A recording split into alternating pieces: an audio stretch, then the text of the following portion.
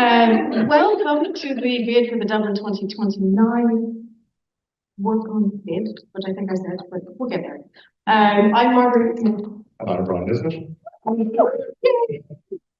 feel like for a minute. We are very excited to be bringing another bid to our Dublin Worldcon. Now, many of you will have seen these before. We also have our website, we have our Q&A. We are very limited on time, so we are not going to go into tons of detail during this session. What we have here are our dates, just as a reminder, or for those who haven't seen it, the 2nd to the 6th of August 2029, that's the first weekend in August, which for us is a bank holiday on Monday. And our tagline is our crossroads lit by stories and stars. Go to the next slide, please. So our two venues are the Convention Centre Dublin, which those of you who were in Dublin in 2019 will remember. And instead of going 800 metres east, as we did in 2019, we're going 400 metres west to the National College of Ireland as our second venue. It's a nice flat route to a third level college, which has lecture theatres, classrooms, and is actually built for people to move around the building between lectures, as opposed to a cinema where it's not. So on our next slide, we show some of the team who attended our first volunteers meetup in May of this year.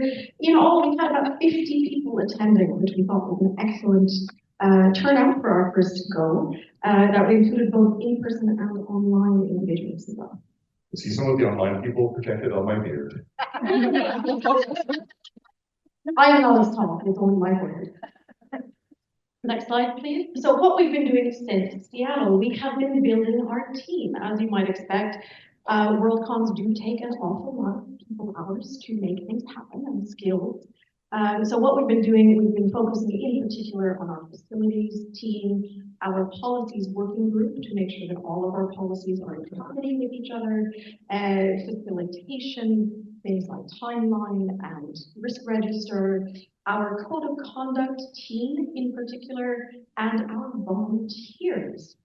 We've also been working through the themes and frameworks of sustainability and longevity, because what we're trying to do is build a team not just for this Worldcon, but for other Worldcons and other conventions as well. So what we've been doing are using frameworks rather than specific roles for definitions of things. We are building redundant and resilient teams. We're using task-based structures. I know I wrote this is my fault. Task-based roles doesn't make a lot of sense, but task-based jobs, opportunities. We are involved in local fans as well as experienced con runners, some of whom overlap. So we are making sure that we're bringing up new fans through development as well. And of course, we are considering our community impact and the environmental impact. Obviously, traveling to an island is not the most ecologically sound move, but we have to find ways to trade that off. Yeah, and I think I would just add to that, I mean, since last SMOFCon, even the realization, obviously, that myself and Marguerite had was that, you know, two people can't do this.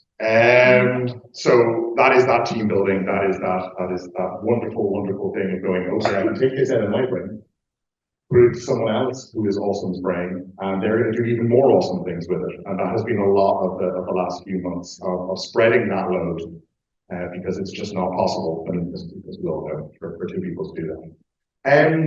So, you know, but unsurprisingly, we've got a larger team. We need an even larger team. We are open to all comers to discuss potential involvement in the bid. We have a meeting today, which is a meeting. It's not a meet and greet or a Q&A as we've done at EasterCon or in Seattle. It is a meeting. We'll be discussing things.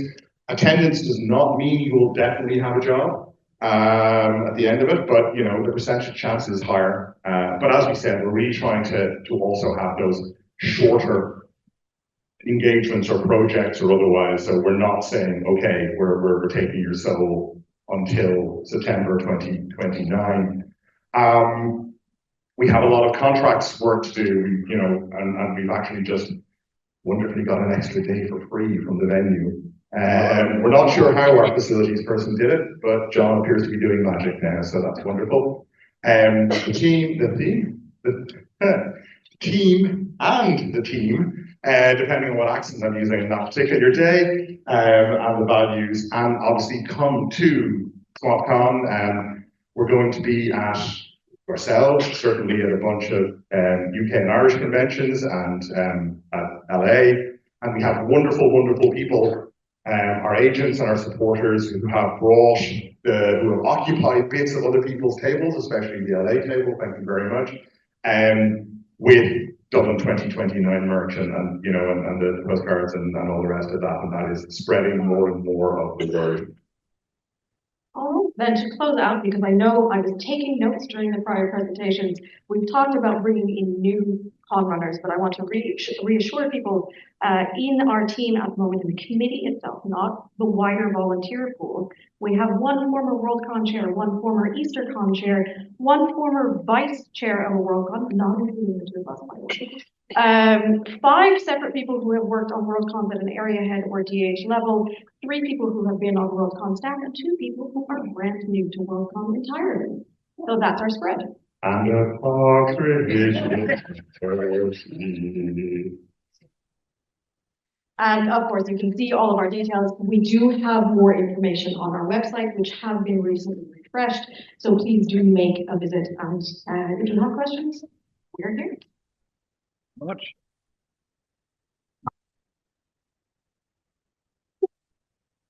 Questions? What here? So, B6 please. Will the train run between the 2 venues as it did?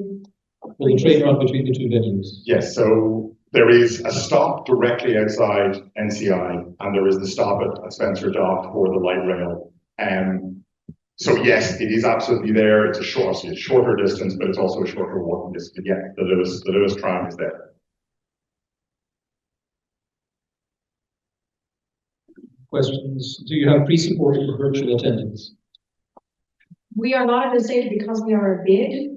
We are not selling any sort of attendance or membership at this stage. We do have pre-supports, but there is no distinction between virtual and in-person.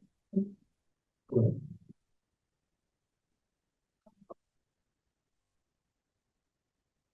Anything? There we go.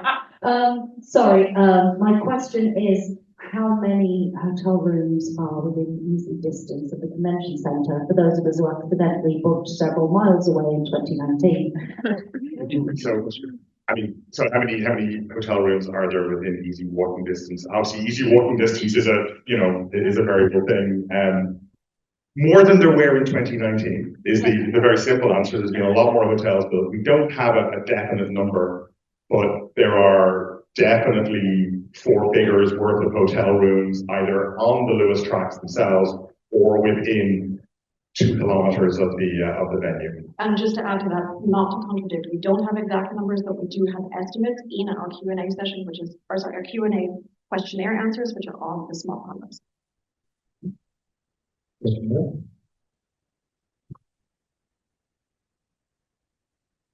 Last time in Dublin, there was a mismatch between room sizes and crowds, so some rooms got really busy. Are you going to make sure that the rooms are suitable size for people coming? Psychic powers. Repeat the question. Yes, indeed. How are we going to, so some rooms small are full, some rooms are big and are empty. How are we going to work on that? Genuinely speaking, psychic powers. It's always one of the biggest problems in programming is figuring out what's going to be popular and what's not. Now that said, we will look at what was popular. That is the best guide we can do to it to optimize the space that we have, spread it across the 2 venues. But every single Worldcon I've been to, every single con I have been to, has had that happen to them. So it's a very difficult problem to solve.